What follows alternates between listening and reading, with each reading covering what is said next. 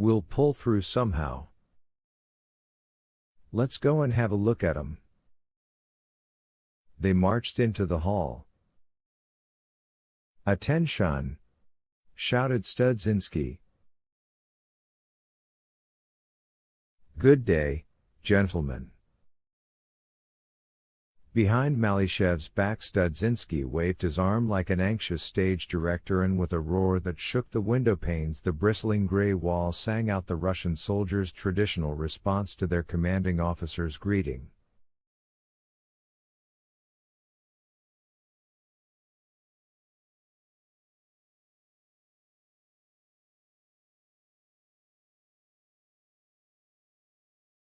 Malishev swept the ranks with a cheerful glance, snapped his hand down from the salute and said,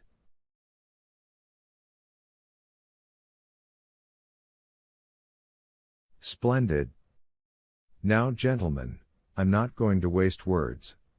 You won't find me at political meetings, because I'm no speaker, so I shall be very brief.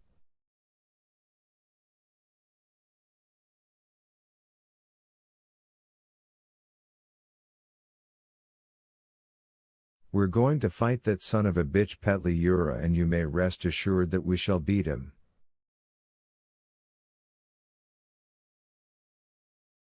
There are cadets among you from the Vladimir, Konstantin and Alexeyevsky military academies, and no officer from any of these institutions has ever yet disgraced the colors.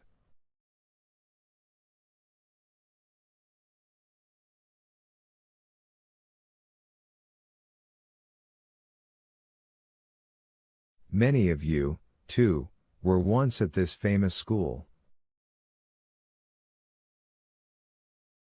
Its old walls are watching you. I hope you won't make them redden with shame on your account.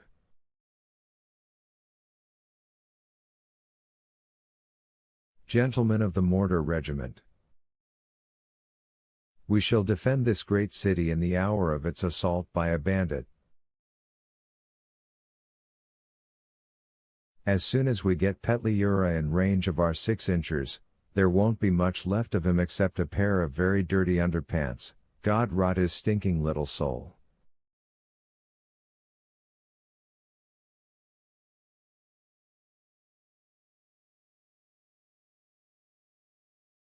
When the laugh from the ranks had died down, the colonel finished.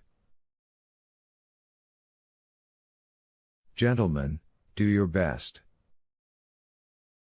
Again, like a director offstage, Studzinski nervously raised his arm, and once more the Mortar Regiment blew away several layers of dust all around the assembly hall as they gave 3 cheers for their commanding officer.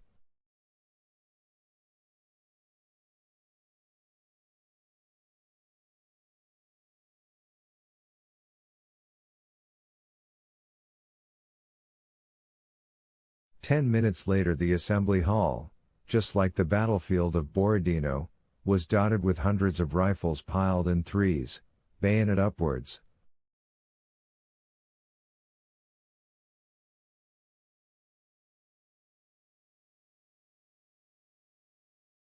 Two sentries stood at either end of the dusty parquet floor, sprouting its dragon's teeth.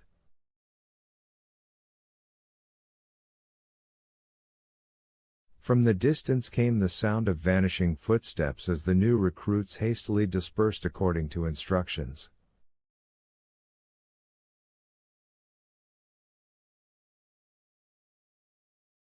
From along the corridors came the crash of hobnailed boots and an officer's words of command. Studzinski himself was posting the sentries.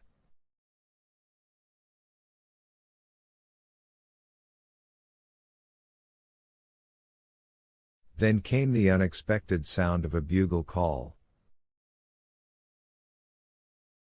There was no menace in the ragged, jerky sound as it echoed around the school buildings, but merely an anxious splutter of sour notes.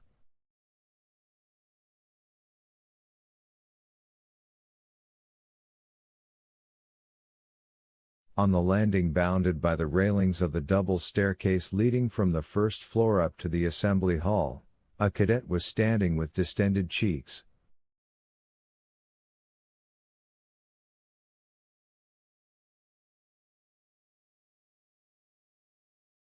The faded ribbons of the Order of St. George dangled from the tarnished brass of the bugle.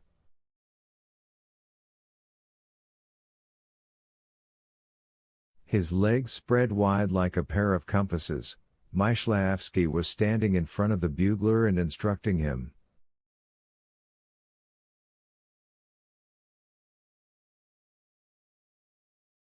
Don't blow too hard, look, like this.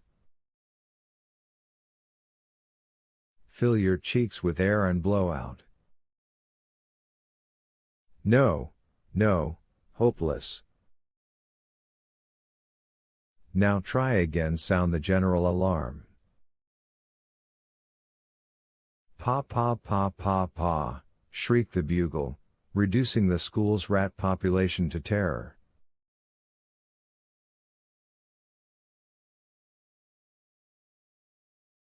Twilight was swiftly advancing over the assembly hall, where Malyshev and Turbin stood beside the ranks of piled rifles.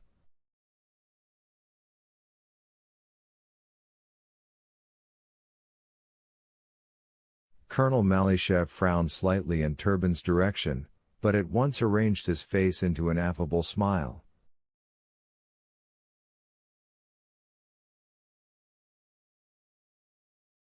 Well, Doctor, how are things? Is all well in the medical section? Yes, Colonel. You can go home now, Doctor. And tell your orderlies they can go too, but they must report back here at 7 o'clock with the others.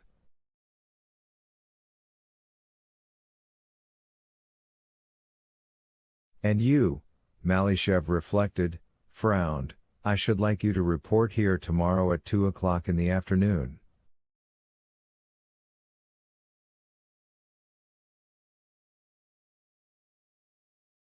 Until then you're free. Malyshev thought again, and there's one other thing, you'd better not wear your shoulder straps. Malyshev looked embarrassed, it is not part of our plans to draw attention to ourselves.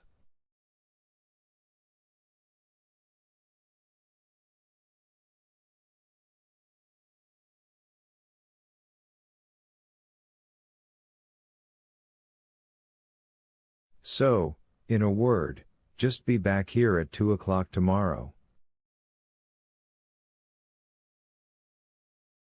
Very good, sir. Turbin shuffled his feet. Malyshev took out a cigarette case and offered him a cigarette, for which Turbin lit a match.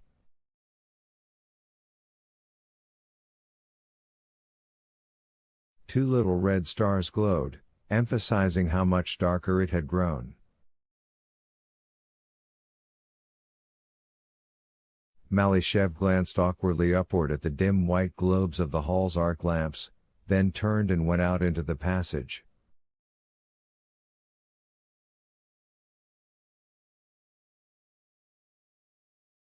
Lieutenant Myshlavsky, come here, please.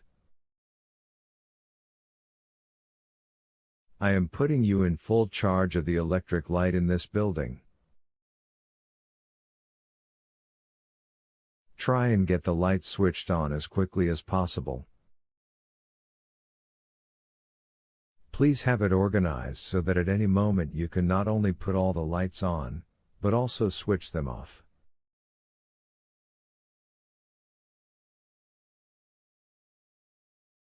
Responsibility for the lighting is entirely yours. Myshlavsky saluted and faced sharply about. The bugler gave a squeak and stopped. Spurs jingling, CA link, CA link, CA link. Myshlavsky ran down the main staircase so fast that he seemed to be skating down it.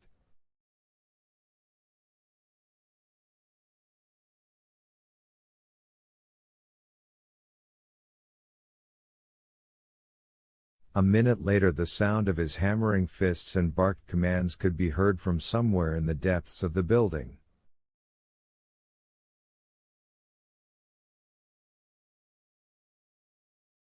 This was followed by a sudden blaze of light in the main downstairs lobby, which threw a faint reflected glow over the portrait of Alexander I.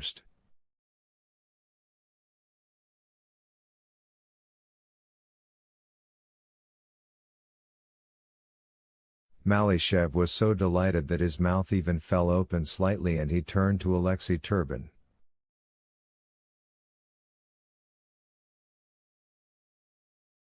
"Well, I'm damned,"